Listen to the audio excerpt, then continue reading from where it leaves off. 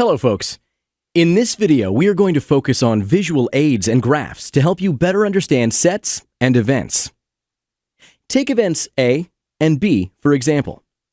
We express the set of values that satisfy each of them as circles. One for A and another one for B.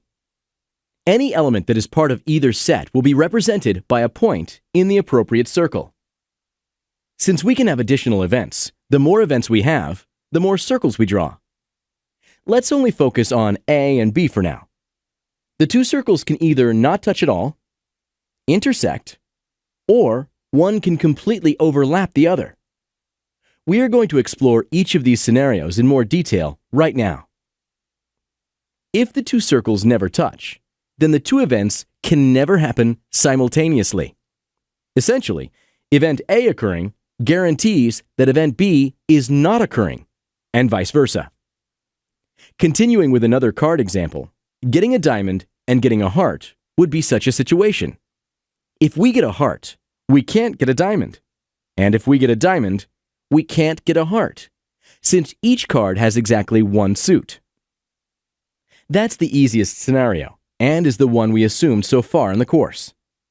In this section, though, we will focus on the other two, when they are intersecting, or when one is a subset of the other.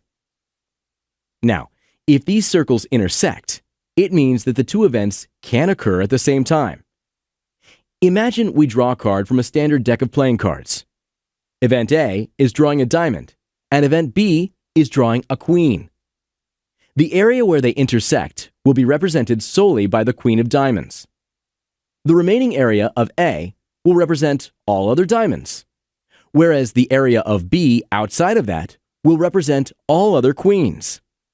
So, these circles seem quite useful, don't they? Let's explore the last scenario.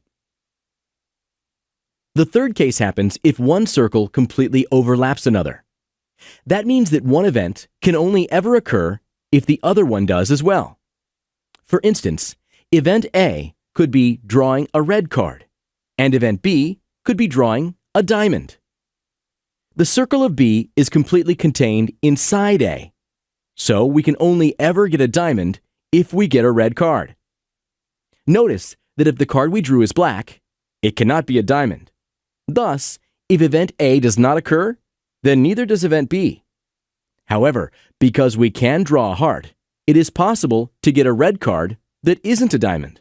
Therefore, event B not occurring does not guarantee event A not occurring.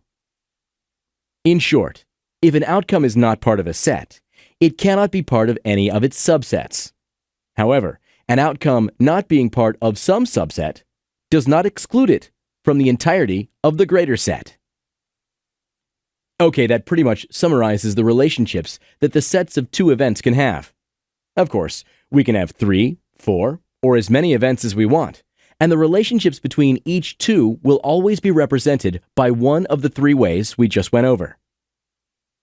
In the next two lectures, we are going to introduce intersections and unions. We will frequently use these definitions going forward. Thanks for watching.